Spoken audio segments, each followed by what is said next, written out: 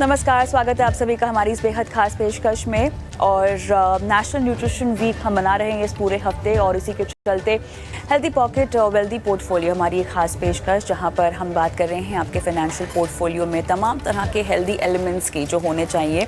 इस पूरे हफ्ते हमने तमाम तरह की एसेट क्लासेस पर बातचीत की है जो आपके फाइनेंशियल पोर्टफोलियो के लिए ज़रूरी न्यूट्रिशन की डोज के तहत होने चाहिए। और आज भी हम बात करने वाले हैं 3 तरह के एसेट क्लासेस की। आज हमारा फोकस रहेगा सोने पर, जो भारतीयों का काफ़ी पसंदीदा पहनावा भी है और निवेश के तौर पे भी उसको देखा जा सकता है। हम बात करने वाले हैं फिक्स्ड इनकम की, जो आपके पोर्टफोलियो में स्टेबिलिटी और आपके पोर्टफोलियो में सेफ्टी का एक बहुत बड़ा ज़रिया होता है। और साथ ही रियल एस्टेट, क्योंकि घर खरीदना मेरे ख्याल से हम सबकी एक विश लिस्ट में होता है। पहली नौकरी आप शुरू करते हैं, पहली तनख्वाह आपको मिलती है, सबसे पहला सपना जो है आप देखते हैं खुद का घर खरीदने का। तो इन तीनों एसेट क्लासेस की आज हम इस शो में बात करने वाले हैं। और जैसे कि न्यूट्रिशन की थाली की बात हम करते आए हैं इस हफ्ते की शुरुआत से, उस फाइनेंशियल पोर्टफोलियो रूपी थाली में कितनी जगह सोने को देनी चाहिए, कितनी जगह फिक्स इनकम को देनी चाहिए, कितनी जगह रियल एस्टेट को देनी चाहिए, इस पर बारीकी से हम बात करेंगे हमारे एक्सपर्ट्स के साथ। एक्सपर्ट्स के तौर पे मेरे साथ जुड़ गए हैं Pankaj Kapoor, founder MD Liases Foras, G Chandrashekhar, commodity expert, Devang Shah, head fixed income Axis mutual fund. आप सभी का स्वागत है हमारी इस बेहद खास पेशकश में। और नेशनल न्यूट्रिशन वीक की बात हो रही है, ऐसे में आप तीनों से स्पेसिफिक सवाल मैं लूँ एसेट क्लासेस पर। एक सवाल जो कि मैं सभी मेहमानों को पूछ रही हूँ, उनकी थाली, खाने की थाली और उनकी पोर्टफोलियो की थाली, सबसे ठोस न्यूट्रिशन का सोर्स क्या है? तो देवांग, शुरुआत आपसे करेंगे, बताइए। ये तो Kavita, thank you first of all. और आपने बहुत अच्छा विषय उठाया है। जैसे आपने बात करी कि थाली में सारे न्यूट्रिशंस होने चाहिए, तो at this point of time अगर आप इंडिया का मैक्रो स्टोरी देखेंगे और लॉजिकली पर्सपेक्टिव से सोचेंगे कि क्या क्या अपने इंग्रेडिएंट्स होने चाहिए, so from a investment perspective I think asset allocation बहुत इंपॉर्टेंट हो जाता है। और वो एसेट एलोकेशन के हिसाब से आज का मैक्रो देखे, अगर हम मैक्रो इकोनॉमिक डायनामिक्स की बात करें, तो इंडिया की मैक्रो स्टोरी काफी स्ट्रांग है। और हम जैसे हेल्थ इंडिकेटर्स बोलते हैं, जैसे आपने बहुत इंपॉर्टेंट पॉइंट लिया कि न्यूट्रिएंट्स के लिए आपके हेल्थ इंडिकेटर्स कैसे रहते हैं, वैसे हर इकोनॉमी के एक बहुत इंपॉर्टेंट हेल्थ इंडिकेटर्स चलते हैं। जैसे एक्सटर्नल सेक्टर, जो आपकी बाहर से आपकी एक्सटर्नल सेक्टर और फाइनेंशियल स्टेबिलिटी कैसे देखी जाती है, जो करेंसी पे, रुपये पे मेजर होती है। दूसरा चीज है इंडिया की ग्रोथ कैसे ड्राइव हो रही है। और तीसरा चीज है कि इंटरनल जो इन्फ्लेशन ट्रैजेक्टरी है वो कैसे दिखी जा रही है। अगर हम आज के दिन में देखें तो मैक्रो पर्सपेक्टिव से इंडिया बहुत स्ट्रांग पोजीशन में है, relative position to the rest of the world. India की स्टोरी काफी स्ट्रांग है ग्रोथ पर्सपेक्टिव से। डॉलर रिजर्व्स की बात करें तो हम लोग ऑल टाइम हाई रिजर्व्स पे है, 680 बिलियन डॉलर रिजर्व्स की अभी हमारे पास रिजर्व्स जुड़े हुए हैं। तीसरा, अगर हम इन्फ्लेशन की ट्रैजेक्टरी देखें तो इन्फ्लेशन की ट्रैजेक्टरी भी काफी डायरेक्शनली नीचे जाती दिखती है। कमोडिटीज साइकिल वीक है, चाइना स्लो डाउन है, और ये सब हमको इन्फ्लेशन पे काफी हेल्प करता है। सो जो मैक्रो की आज की स्थिति है वो काफी अच्छी है, और उसके हिसाब से हमारी हेल्थ जी, ऑफ द इकोनॉमी काफी अच्छी दिख रही है। उसके हिसाब से बिल्कुल। हमारा थॉट ऐसा है कि एसेट एलोकेशन होना चाहिए और उसमें फिक्स्ड इनकम का बहुत बड़ा भाग होना चाहिए। तो देवांग, इस पर भी बारीकी से हम बात करेंगे आगे चर्चा में, क्योंकि बहुत सारे पहलू हैं इस पर जिस पर हमें दर्शकों को सलाह आपने देनी है। चंद्रशेखर सर, आपसे भी वही सवाल पूछना चाहती हूँ, आपकी खाने की थाली में आपका फेवरेट सोर्स ऑफ न्यूट्रिशन क्या है, और आपकी इन्वेस्टमेंट थाली में आपका फेवरेट एसेट क्लास क्या है जो आप हमेशा रखते हैं, बताइए। बिल्कुल, ऐसा है, मेरा थाली में मैं ज्यादा फाइब्रस सब्सटेंस यानी फ्रूट्स एंड ओके, वेजिटेबल्स का इस्तेमाल करता हूँ। दूसरा, हाई ओके, प्रोटीन खाना ओके। खाता हूँ। और कैलोरीज तो चाहिए हमें, तो उनकी ऊर्जा है। वैसे ही हमारा पोर्टफोलियो में भी हमें मल्टीपल इन्वेस्टमेंट ऑप्शंस रखना है। हमारा जैसे हम हमारे सेहत के लिए खाते हैं, और फाइनेंशियल हेल्थ हमें मल्टीपल इन्वेस्टमेंट एवेन्यूज चाहिए। तो उसमें मैं मानता हूँ सोना एक खास, एक अहम इन्वेस्टमेंट व्हीकल हो सकता है, हुआ है, होना भी चाहिए। आगे हम देख रहे हैं, सिर्फ आप 2024 ले लीजिए, इस साल 8 महीने में जनवरी से लेकर के अगस्त तक 20% की वृद्धि हुई है सोना का भाव में। 20% return basically if you have actually traded. तो आई थिंक मैं मानता हूं सोना लगभग प्रोटीन समान है। जैसे हमारा खाना में प्रोटीन होता है जो हमें मजबूती देता है, सोना is equivalent to protein in your food plate, ऐसा मैं मानता हूँ। चलिए रियल एस्टेट की भी बात कर लेते हैं। तो पंकज सर, आप बताइए, आपके खाने में न्यूट्रिशन का कौन सा कंपोनेंट और इन्वेस्टमेंट में भी?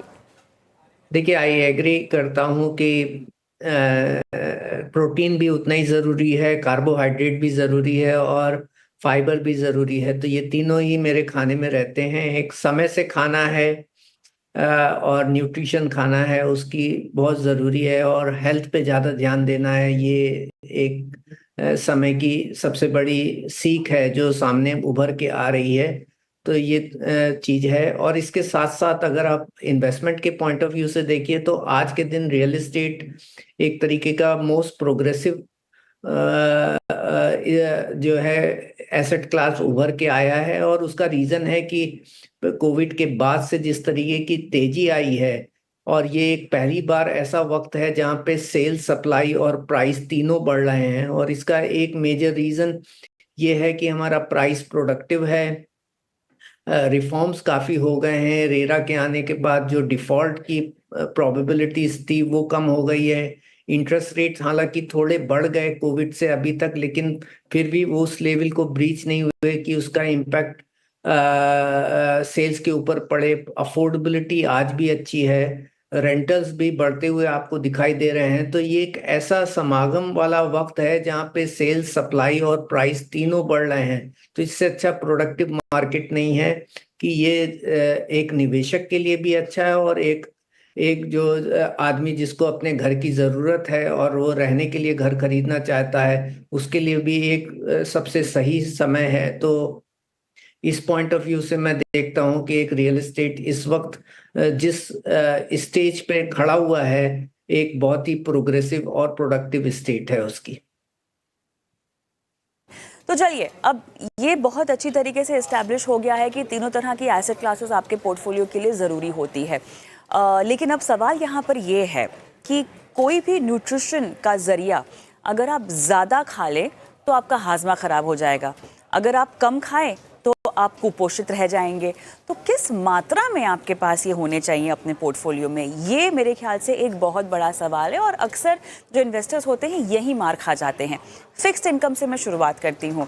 देवांग, फिक्स्ड डिपॉजिट मेरे ख्याल से एक फिक्स्ड इनकम के तौर पे देखा जाए तो काफ़ी ज़मानों से पसंदीदा ज़रिया रहा है कमाई का। ठीक है, ऐसा नहीं है कि आपके पास फिक्स्ड इनकम के और भी कोई विकल्प नहीं है, बिल्कुल हैं, लेकिन अधिकतर समय हमने देखा हुआ है क्योंकि अपने पैसों से लोग ज़्यादा जोखिम नहीं उठाना चाहते हैं, और फिक्स इनकम जैसे प्रोडक्ट्स में कहीं ना कहीं आपको दिमागी तौर से शांति मिल जाती है। रात को आपको चैन की नींद आती है कि मैंने अपने पैसे जो हैं एफडी कर रखे हैं, तो मेरे को चिंता करने की ज़रूरत नहीं है। इस मानसिकता में धीरे धीरे बदलाव आ रहा है। इसीलिए भी आ रहा है क्योंकि हमने देखा है पिछले कुछ सालों से हमारे शेयर बाजार अच्छा कर रहे हैं, बाकी तमाम एसेट क्लासेस भी अच्छा कर रही हैं, तो लोगों की पैसा कमाने को लेकर रुचि में बदलाव हमने आता हुआ देखा है। लोग अभी भी रिस्क नहीं समझ पा रहे हैं। रिस्क ऐसा नहीं है कि अगर आप फिक्स डिपॉजिट में पैसा रखते हैं तो वहाँ पर कोई रिस्क नहीं है, वहाँ पर भी रिस्क है, और सबसे बड़ा रिस्क वहाँ पर यह है कि आपकी जो कमाई होगी वो महंगाई से कम होगी। और ओवरऑल फाइनेंशियल पोर्टफोलियो का मकसद ही यही होता है कि आप इन्फ्लेशन से ज़्यादा कमाएं।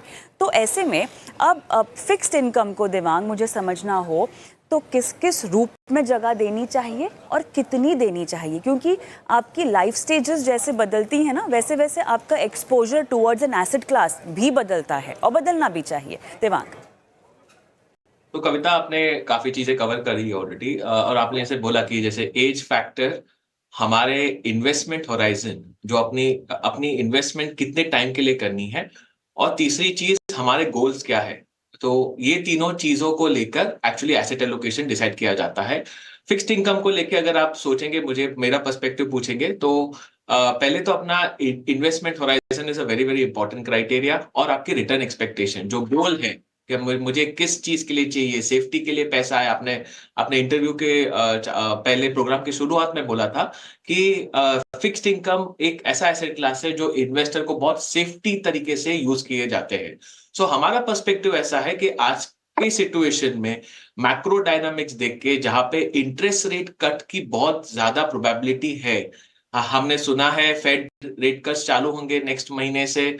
हमारे देश की इन्फ्लेशन साइकिल काफी अच्छी दिख रही है, जहां पे नेक्स्ट 12 टू 12 महीनों तक का इन्फ्लेशन 4 से 4.5% के बीच में रहेगा। हमारे रेट्स काफी अच्छे हैं at this point of time. अगर आप 1 से 2 से 3 साल में निवेश करते हैं, अगर आप ट्रिपल ए पोर्टफोलियो भी लेते हैं कोई म्यूचुअल फंड से, तो आपको मिनिमम 7.5 से 8 तक की YTM यील्ड्स मिलती है। तो उस पर्सपेक्टिव से हमें लगता है कि at this point of time, looking at your investment horizon, आपको फिक्स्ड इनकम फंड्स में निवेश करना चाहिए। जो परसेंटेज की आपने बात करी, वो as I told you, it depends on as, your goals and somewhere down the line your perspective on investment horizon. हमारा पर्सपेक्टिव ऐसा है, इस साल रेट कट्स के हिसाब से फिक्स्ड इनकम में निवेश करके आपको काफी रिस्क रिवॉर्ड पर्सपेक्टिव से काफी अच्छे रिटर्न्स मिल सकते हैं, और एसेट एलोकेशन में फिक्स्ड इनकम का एलोकेशन थोड़ा ज्यादा होना चाहिए। आगे बढ़ते हैं, क्योंकि मुझे 3 एसेट क्लासेस कवर करनी है, तो मैं जितना हो सके उतना गहराई में जाने की पूरी कोशिश करूंगी, लेकिन साथ ही आगे भी बढ़ूंगी जल्दी जल्दी। तो चंद्रशेखर सर, आपके पास आना चाहूँगी। सोना लोगों के पास नहीं हो ऐसा तो मुमकिन ही नहीं है, ठीक है, हम भारतीय हैं, लेकिन उसमें भी सही जरिया सोने का, उसको लेके जागरूकता की अब हम देख रहे हैं कि आ रही है, लेकिन अभी भी बहुत कमी है, क्योंकि सही तरीका कंजम्पशन के लिए आप इस्तेमाल कर रहे हैं तब तो आपके पास भरपूर है, लेकिन क्या वो कंजम्पशन वाला सोना, क्या निवेश वाला सोना भी हो सकता है, या उसके लिए अलग रणनीति अपनानी चाहिए? इसका जवाब देने के पहले मुझे सिर्फ 1 मिनट दीजिए। I want to talk about real estate investment, क्योंकि हमारा देश में खास करके at any point of time हमारा देश में कम से कम 5 करोड़ ड्वेलिंग हाउसेस का शॉर्टेज है, because of increase in population, increase in disposable income. तो एक शॉर्टेज के वजह से real estate investment in apartments will always give you good returns, इसमें कोई शक नहीं है, मगर उसका टाइम हराइजन ज्यादा होगा। So this is the point I want to make, because that's solid investment which will give you very definite returns over the next 50 years in my view. जब भी हम सोना के बारे में बात करेंगे, सोना सबका पोर्टफोलियो में मैं मानता हूं कम से कम 10% होना चाहिए, 15 से 20% तक भी जा सकता है, but it has to be कम से कम 10%, क्योंकि सोना एक इन्फ्लेशन हेज है। जैसे महंगाई बढ़ती है, सोना का भी भाव बढ़ते जाएगा। This is very important. और सेकंड, हमारा देश में हमारा जो एपिटाइट जो है और गोल्ड कंजम्पशन अभी काफी जारी रहेगा आगे 20, 25, 30 साल तक, तो this appetite will continue to remain. जब तक हम विकसित नहीं बनेंगे तब तक दिस एपिटाइट विल कंटिन्यू। इसका बाद भी शायद कंटिन्यू होगा because of cultural factor. Therefore सोना में निवेश करना बेहतर है, मगर सोना का जो मार्केट है, ऐसा नहीं कि हम आज उसमें निवेश करके फिर भूल जाएंगे, भूल जाना चाहिए, नहीं। I think we need to trade. तो उसमें जो सोना में इन्वेस्ट करता है, he should learn to trade। कभी खरीदना है, कभी मार्केट से एग्जिट करना है, उसके बारे में उसको जानकारी चाहिए, विच इज वेरी इंपॉर्टेंट। और आपने बताया there are various options of investment. Physical investment हो सकता है, ETF इन्वेस्टमेंट हो सकता है, गोल्ड बॉन्ड स्कीम का इन्वेस्टमेंट हो सकता है, derivatives trading, futures contract, options contract, there are multiple opportunities. इसी के अंदर भी मैं मानता हूं दैट यू मस्ट हैव, जरा फिजिकल में लगाइए पैसा, जरा ETF में लगाइए, जरा गोल्ड बॉन्ड में लगाइए, एंड मगर आप डेरिवेटिव्स में लगाओगे तो 24 घंटा आपको उस पर नजर रखना पड़ेगा, because you need to quickly trade, enter and exit your positions, which is very important. तो उसमें ज्यादा वक्त आपको मार्केट के लिए देना पड़ेगा। अगर आपने फिजिकल लिया, ETF लिया, I think by and large it steadily भाव बढ़ते जाएगा, बारिंग सम टाइम्स ऑफ करेक्शन। उसके बारे में भी हमें सोचना पड़ेगा। तो गोल्ड जरूर एक इन्वेस्टमेंट ऑप्शन होना चाहिए सभी निवेशकों को। मैं मानता हूं कम से कम 10% का इन्वेस्टमेंट गोल्ड में होना चाहिए। और हिस्टोरिकली गोल्ड ने काफी अच्छा खाता रिटर्न दिया है। और ये जो ट्रेंड मैं देख रहा हूँ शुरू हुआ 2001 से, यानी पिछले 25 साल में गोल्ड एक इतना बढ़िया एसेट क्लास बन गया है कि और बढ़िया रिटर्न दे रहा है। सेंट्रल बैंक्स खरीद रहे हैं, governments are buying and central banks are buying. मैं गोल्ड को $250 में देखा हूँ 1996, 97, और आज हो गया $2500। Okay, and therefore that's the kind of run that gold has seen. So I think जरूर उसमें निवेश करना चाहिए, बट ऑप्शंस में भी physical ETF, gold bond, derivative, इस सब में भी जरा you need to spread your risk and invest in all of this. चलिए सोने के बाद आगे बढ़ते हैं, रियल एस्टेट की बात करते हैं। और रोटी, कपड़ा, मकान हम सब जानते हैं बुनियादी ज़रूरत में से एक है। और पंकज जी, मकान ख़रीदना हर किसी का सपना होता है, हर किसी की ज़रूरत भी होती है। अब वो ट्रेंड में कहाँ कैसे बदलाव आ रहा है, वो तो निरंतर बदलाव आते ही रहेंगे। लेकिन जब भी आप अपने लिए किसी कमाई के बारे में सोचते हैं, या किसी को अगर पूछ भी लें आपने ज़िंदगी में क्या किया है, तो पहला जवाब अक्सर यही होता है कि हमने अपने लिए बढ़िया सा घर बना लिया है, छत हमारी है। सुकून देता है आपको खुद का घर होना, ठीक है, रातों की नींद जो है आपको आरामदायक मिलती है, आपको लगता है कि आपने जीवन में कुछ किया है। ये उस तरह की इन्वेस्टमेंट है। अच्छा, बहुत सारे लोग इसको रिटायरमेंट के बाद एक रेंटल इनकम का भी जरिया समझते हैं। अगर एक से ज़्यादा उन्होंने घर खरीद लिया है तो उनको लगता है कि एक घर हम रेंट पर चढ़ा देंगे, वहाँ से हमारी कमाई हो जाएगी।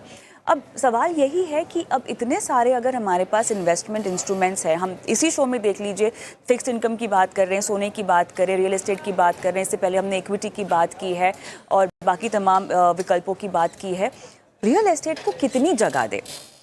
पंकज जी, खुद घर खरीदते हैं, उसमें रहते हैं, तो वो तो कंजम्पशन हुआ, उसमें से आपको कुछ मिल नहीं रहा है, ठीक है, सिवाय इस बात के कि आपके पास खुद की छत है और बेघर नहीं होंगे आप अपने जीवन में। ये बहुत बड़ी बात होती है। इन्वेस्टमेंट ये तब कहलाएगी जब आपने इसको शायद रेंट पे चढ़ा रखा होगा, आप अच्छी खासी रेंटल रीट से कमाई भी कर रहे होंगे, एक आपको कमाई का जरिया मिलेगा। इस संदर्भ में ज़रा समझाइए कि रियल एस्टेट को एज एन एसेट क्लास कैसे देखना चाहिए। देखिए, आपने जिस तरीके से बोला है, अगर हम उसी तरीके से बात करें कि अगर आप इन्वेस्टमेंट के पॉइंट ऑफ व्यू से ये देख रहे हैं कि आपको एक रिटर्न मिलता रहे कंटिन्यूअस, तो जिसमें आपके पास रेगुलर इनकम भी हो और साथ में कैपिटल एप्रिसिएशन भी हो, तो रेंटल का जो एक अप्रोच है वो सबसे सही अप्रोच है। और आप आज क्यूमुलेटिवली अगर आप देखें कि अगर एक रेजिडेंशियल मार्केट है जिसमें रेंटल आपकी करीब 2.5 से 3% के करीब मिल रही है आज के दिन, तो अगर 2.5 से 3% के ऊपर की रेंटल इनकम होती है तो करीब 8 से 9% का कैपिटल एप्रिसिएशन आपको मिलता है। तो क्यूमुलेटिवली आपको 10 से 11% और कुछ हद तक 13% तक का आपको रेंटल प्लस कैपिटल एप्रिसिएशन का एनुअलाइज रिटर्न्स आप मान सकते हैं, प्रोवाइडेड आप उस पीरियड में खरीद रहे हैं जब प्राइस सबसे प्रोडक्टिव है। और प्रोडक्टिव प्राइस को का असेसमेंट ये है कि अगर रेजिडेंशियल है जिसकी रेंटल इनकम अगर 3% से ऊपर है तो प्राइस में प्रोडक्टिविटी रहेगी, आपकी कैपिटल एप्रिसिएशन होगा। अदरवाइज अगर आपको लो रेंटल यील्ड में कैपिटल एप्रिसिएशन मिल रहा है तो वो थोड़ा स्पेकुलेटिव होता है। और हमने हमेशा देखा है पास्ट ट्रेंड में, तो आपको आगे चल करके या तो उसमें करेक्शन होता है या लॉन्ग स्टैग्नेंसी होती है कैपिटल एप्रिसिएशन में, तो एनुअलाइज लेवल पे आप लूज करते हैं। तो अगर आप ये देखें कि 3%, 3.5% की रेंटल यील्ड मिल रही है तो आप 9 या 10% का कैपिटल एप्रिसिएशन मान लें तो टोटल मिला के 13 या 14% का आपको एनुअलाइज रिटर्न मिलता है रेजिडेंशियल के पॉइंट ऑफ व्यू से। और दूसरा है कॉमर्शियल मैक्रो इकोनॉमिक डिमांड और सप्लाई पे ज्यादा होता है, तो उसमें रिस्क प्रीमियम ज्यादा होता है, तो इसके लिए उसमें रेंटल यील्ड आपको 8, 8.5% से ऊपर पकड़नी चाहिए, क्योंकि वो काफी वक्त तक जो है वो एम्प्टी और वैकेंट भी रहता है, तो आपको वो इसमें मैनेज करना पड़ता है एंटिसिपेशंस में कि अगर आप कोई भी खरीद रहे हैं कमर्शियल एसेट्स, तो आप उसका असेसमेंट कैसे करें कि उसका प्राइस करेक्ट है और इनकरेक्ट है। जैसे आज के दिन काफी सारे कमर्शियल जो है वो मार्केट में ऐसे बेचे जा रहे हैं कि रेजिडेंशियल में आपको जितनी यील्ड मिलती है कमर्शियल में उसकी डबल यील्ड रहती है, लेकिन कमर्शियल की प्रोबेबिलिटी वैकेंट होने की सबसे ज्यादा होता है। जो आपने कोविड और दूसरे बड़ी इवेंट के दौरान तो आपने देखा जब भी कोई इवेंट होता है तो वो उसमें वैकेंसी, इसके लिए उसमें रिस्क प्रीमियम ज्यादा रखना पड़ता है और इसके लिए जो मिनिमम रेंटल यील्ड है वो हायर लेकर के चलती हैं। तो ये 2-3 पर्सपेक्टिव है। और दूसरा एक सबसे इम्पोर्टेंट पैरामीटर ये है कि आप दूसरे सारे एसेट्स हैं वो म्यूचुअली एक्सक्लूसिव होते हैं और रियल एस्टेट एक जमीन से जुड़ा होता है, तो इसमें डिमांड की इंटरेक्टिबिलिटी भी देखना बहुत जरूरी है।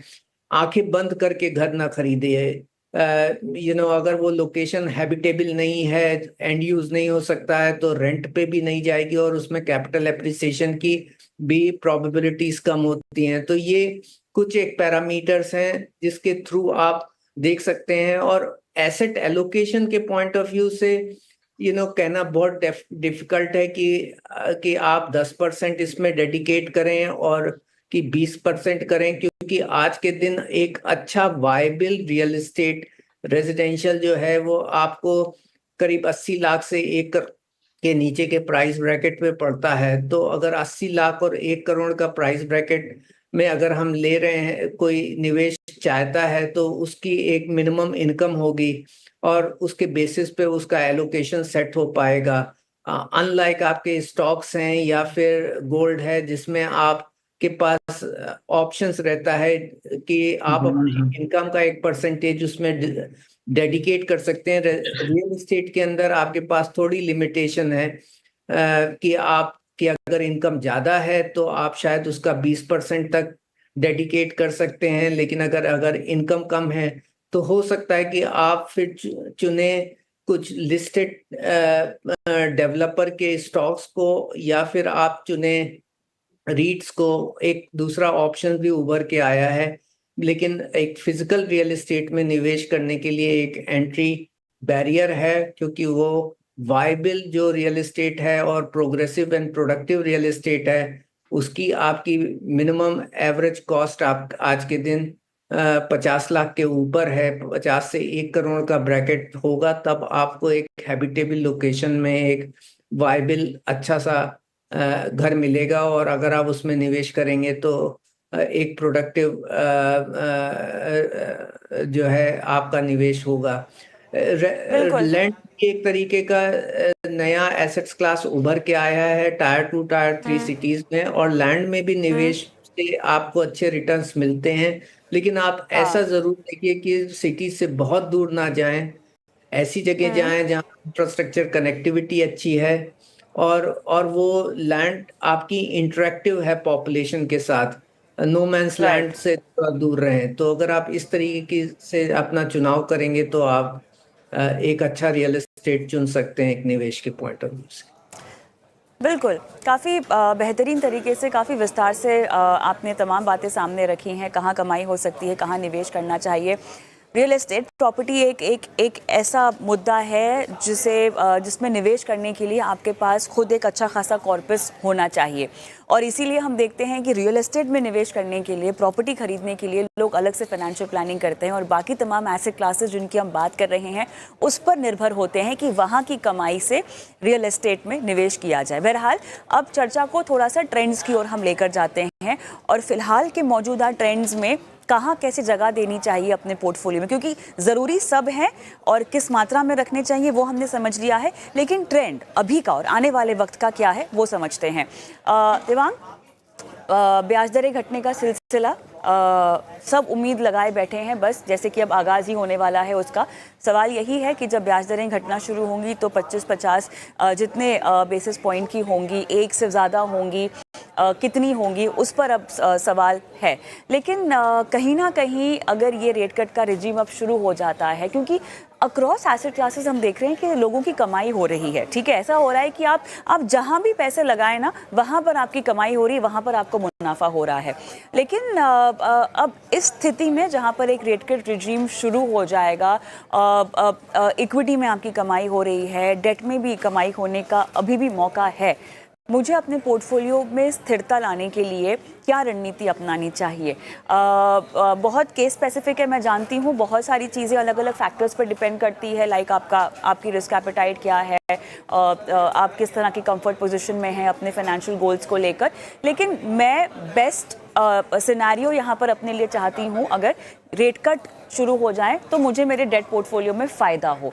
किस तरह के निवेश विकल्प विद इन फिक्स्ड इनकम आप रेकमेंड करेंगे, उसका फ़ायदा उठाना चाहिए? दिवाकर। कविता, आपने जैसे बोला, I think at this point of time हमें लगता है कि रेट घटौती होगी, काफी 25 से 50 बेसिस की रेट कट्स होंगे।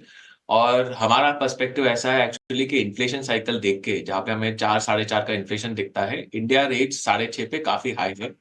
फेड रेट कट्स की शुरुआत के बाद आरबीआई पर्सपेक्टिव से अगर हम सोचेंगे, जैसे गवर्नर सोच रहे होंगे कि मॉनसून टल जाए अच्छी तरीके से, second round of impact of inflation ना आए, कमोडिटी इन्फ्लेशन काफी कम हो चुका है। हम लोग ने देखा हुआ है कि लास्ट 1 महीने में कमोडिटीज में काफी प्राइसेस की घटौती हुई है। क्रूड प्राइसेस ऑलमोस्ट 5 से 7%, 10% ऑलमोस्ट कम है।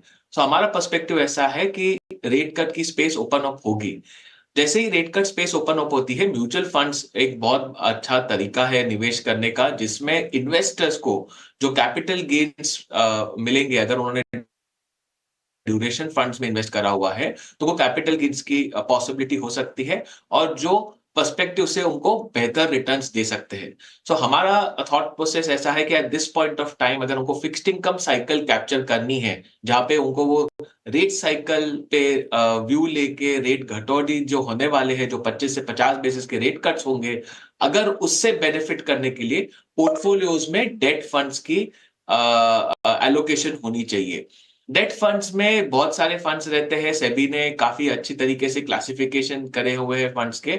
हमारा पर्सपेक्टिव ऐसा है कि रेट कट्स में ड्यूरेशन फंड्स काफी बेनिफिट करते हैं। सो जो डेट फंड जिसके duration generally short to medium term category या गिल्ड कैटेगरी, इन्वेस्टर्स को इस टाइम इन्वेस्ट करना चाहिए, जिससे वो रेट कट का बेनिफिट ले सके और रिटर्न की बढ़ोतरी कर सके। सो हमारा थॉट प्रोसेस ये है। अब सर आपके पास आऊंगी मैं, क्योंकि सोने की चमक बढ़ती जा रही है, और सोने की चमक और चांदी की भी चमक बढ़ती जा रही है, ठीक है। अब इन दोनों मेटल्स का फ़ायदा मुझे मेरे पोर्टफोलियो में चाहिए हो, तो मैं कैसे, क्योंकि रेट कट का भी प्रभाव यहाँ पर पड़ने वाला है कमोडिटीज़ की चाल पर, है ना, तो कमाई कितनी दोगुनी होगी। और साथ ही देखिए, हम ऐसे समय में हैं जहाँ पे फेस्टिव सीजन का भी आगाज़ हो रहा है, तो शुभ निवेश का भी वक्त है, जहाँ पर हम डिमांड के लिहाज से भी उछाल देखने की उम्मीद रखते हैं। बताइए। मेरा अनुमान है गोल्ड अभी रिकॉर्ड लेवल्स पे आ चुका है। $2,500 प्रति आउंस से भी ज्यादा 2,570 गया था, और जरा सा अभी घट गया है। और आप फिजिकल स्पॉट गोल्ड का भाव देखोगे तो लंदन में it is less than $2,500 N ounce. मैं सोना में शॉर्ट टर्म में से आगे 1 महीना के लिए, 1.5 महीना के लिए एक नरमी देख रहा हूं। प्राइसेस मेरा अनुमान में विल स्लाइड बाय 40, 50, $60, $100 तक भी घटने का संभावना है, क्योंकि ये जो आजकल का रिकॉर्ड लेवल है उसमें लेने का सलाह मैं नहीं दूंगा, वो अनुचित रहेगा। Nobody buys at the highest level, there's probably time to sell। मगर जैसे गोल्ड घटता है $30, $40, $50 प्रति आउंस, और उसका रिफ्लेक्शन हमारा डोमेस्टिक मार्केट में भी दिखेगा, तो तभी I think you should buy at every dip. ये मैं क्यों बोल रहा हूं? मैं मानता हूं अगला साल 2025 में गोल्ड को एक लेग अप, एक अपसाइड मैं देख रहा हूं। कम से कम 100 से $150 प्रति आउंस का अपसाइड पहला 6 महीने में 2025 में मैं देख रहा हूं। क्योंकि अभी मई जून जुलाई में चीन का जो इंपोर्ट है central bank buying through China काफी कम हो चुका है। अभी Chinese government is giving some stimulus package, उसके वजह से स्टॉक मार्केट इज इंप्रूविंग, मगर वो स्टिमुलस विल फेड। 4-6 महीना बाद स्टिमुलस फेड होगा और दोबारा Chinese real estate and property market will come into some kind of trouble. तो तभी गोल्ड का डिमांड दोबारा बढ़ेगा, मगर शॉर्ट टर्म में मैं मानता हूं गोल्ड को नीचे भाव घटने का संभावना है, और जैसे ही भाव घटता है buy on every dip, wait for 2 or 3 months and then start accumulating more and more gold. यहाँ पर मौके बन रहे हैं, थोड़ा सा इंतजार करें और उसके बाद सोना इकट्ठा करने की प्रक्रिया आप शुरू कर सकते हैं। पंकज जी, अब देखिए फेस्टिव सीजन है और ऐसे में शुभ खरीदारी के लिए मेरे ख्याल से घरों की बुकिंग को लेकर बहुत उत्साह रहता है ग्राहकों में। मुझे आपसे तस्वीर जाननी है कि क्योंकि हम जितना उत्साह अर्बन इंडिया में देखते हैं, हमारे मुख्य शहरों में देखते हैं, टियर 2 टियर 3 को लेकर किस तरह का ट्रेंड इस फेस्टिव सीजन में आपको बनता हुआ दिखाई दे रहा है, किस तरह का अनुमान मेरे ख्याल से आप पेश कर पाएंगे, खासतौर से अगर हम इन्वेंट्रीज की अगर हम बात करें और नई तरह की ऑफरिंग्स की बात करें, तो क्या माहौल है टियर 1 टियर 2 टियर 3 में?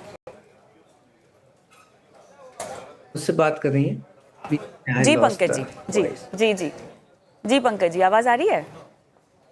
हाँ जी, एक बार क्वेश्चन आप रिपीट कर सकती हैं क्या जी, वापस? तो मेरा सवाल आपसे बस यही है, अब संक्षिप्त में पूछती हूँ अभी, क्योंकि हम फेस्टिव सीजन की ओर अब बढ़ चुके हैं और ऐसे में शुभ खरीदारी के तौर पर लोग घर बुक करते हैं, शिफ्ट भी करते हैं। अब ऐसे में टियर 1 टियर 2 टियर 3 की अगर मैं बात करूँ तो किस तरह का माहौल फिलहाल बनता हुआ दिखाई दे रहा है? इन्वेंट्रीज को लेकर क्या सिचुएशन है, रजिस्ट्रेशन को लेकर क्या सिचुएशंस है? क्या आप देख पा रहे हैं कि आने वाले 3 से 4 महीने पुरजोर खरीदारी होगी, ऐसा बोल सकते हैं क्या? बिल्कुल होगी, और कुछ एक राइडर्स मुझे आपके शो से ही लगे जब ये आया कि इंटरेस्ट रेट अगर कम होते हैं तो अफोर्डेबिलिटी इम्प्रूव होगी, और अगर अफोर्डेबिलिटी इम्प्रूव होगी तो उसके साथ आपकी टायर 2 सिटीज में ग्रोथ के प्रोस्पेक्ट्स बढ़ेंगे। In terms of assets classes, आपका लैंड और प्लॉटेड डेवलपमेंट का एक की तरफ एक बड़ा रुझान हमको दिखाई दिया, लग्जरी सेगमेंट के अंदर रुझान दिखाई दिया। कुछ शहर हैं जहाँ पे प्राइजेस में ग्रोथ अच्छी दिखाई दी, नॉर्थ इंडिया की सिटीज के अंदर प्राइजेस में ग्रोथ दिखाई दी, वेस्ट में गोवा के अंदर, सूरत के अंदर प्राइजेस में ग्रोथ दिखाई दी, और उसके साथ साथ हमें एक अच्छी रिकवरी इस वक्त न्यू लॉन्चेस में अफोर्डेबल सेगमेंट में पिछले 2 क्वार्टर से दिखाई दी, जहाँ पे हमें सप्लाई में एक रिडक्शन दिख रहा था और सेल्स में रिडक्शन दिख रहा था। तो उसके अंदर एक वापस से ग्रोथ आना एक बड़ा अच्छा पॉजिटिव साइन है मार्केट के लिए। तो ओवरऑल पॉइंट ऑफ व्यू से मेरे हिसाब से तो सेल्स में आपको ग्रोथ दिखाई देगी, और लग्जरी सेगमेंट भी कुछ माइक्रो मार्केट में अच्छा काम कर रहा है, तो वो कंटिन्यू होगा, इस पे एक क्वेश्चन मार्क है। बट मेरा पॉइंट ये है कि मिड और अफोर्डेबल सेगमेंट जो है वो आगे चलते हुए आपको सबसे ज्यादा ग्रोथ दिखाता हुआ दिखाई देगा। उसके साथ जो प्लॉटेड डेवलपमेंट है टायर 2 सिटीज में, वो ऑलरेडी करीब 50% की सेल्स, टोटल जो बिल्डर सेल्स है वो प्लॉटेड डेवलपमेंट के थ्रू आ रही है, तो वहां पे मुझे एक कंटिन्यूटी होती हुई दिखाई देगी। तो पंकज जी, तो घर महंगे होंगे, अब ये बोल सकते हैं क्या घर खरीदना और महंगा होगा? देखिए, मैं महंगी की बात नहीं कर रहा हूँ। मैं ये नहीं कह रहा हूँ कि आपको 15% 20% एनुअलाइज ग्रोथ दिखेगी। अगर मॉडरेट ग्रोथ है तो प्राइस में प्रोडक्टिविटी रहेगी।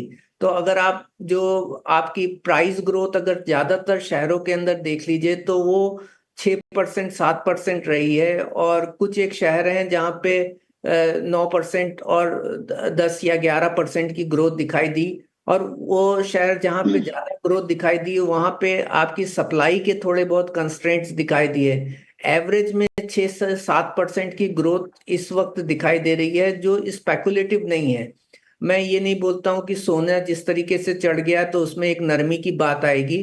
मैं ये कहता हूँ कि रियल एस्टेट प्रोग्रेसिवली बढ़ता रहेगा, क्योंकि प्राइस आज के दिन प्रोडक्टिव है, और मैं ये भी नहीं बोलूंगा कि बहुत ज्यादा अपेक्षा करनी चाहिए, जैसा हमने पिछले दशक में देखा था कि जब एक्सटेंसिव फाइनेंशियलाइजेशन हुआ और स्पेकुलेटिव मार्केट फोर्सेस काम करने लगी कि 20% 30% ईयर ऑन ईयर प्राइसेस बढ़ रहे थे। वो फिनोमिनन अब नहीं आने वाला, क्योंकि एक बड़े प्रूडेंट और डिसिप्लिन रेट आने के बाद से इन्वायरमेंट में रियल एस्टेट जो है वो एग्जीक्यूट हो रहा है। इसके लिए जो प्राइस राइज है वो आपको मॉडरेट दिखेगी। कुछ एक एरियाज हैं जहाँ पे इंफ्रास्ट्रक्चर इम्प्रूवमेंट की तरफ से जो बूस्ट आएगा वो एक एडिशनल बेनिफिट होगा। तो यूजर के लिए पॉइंट ये है, और जो निवेशक है उसके लिए सबसे बड़ी चीज यही है कि आप वहीं खरीदिए जहाँ पे इंफ्रास्ट्रक्चर इम्प्रूवमेंट हो रहा है, प्राइस में प्रोडक्टिविटी है, दैट मीन्स वहाँ की रेंटल यील्ड अच्छी है, कि आपके भाव आज ज्यादा नहीं बढ़े हैं तो आपको एक बड़ी अच्छी अपसाइड मिलेगी। बट ऐसा नहीं सोचिए कि सारे एसेट्स, सारी लैंड और सारे हाउसेस में एक यूनिफॉर्म आपको ग्रोथ होती हुई दिखाई देगी, जो बहुत ज्यादा है।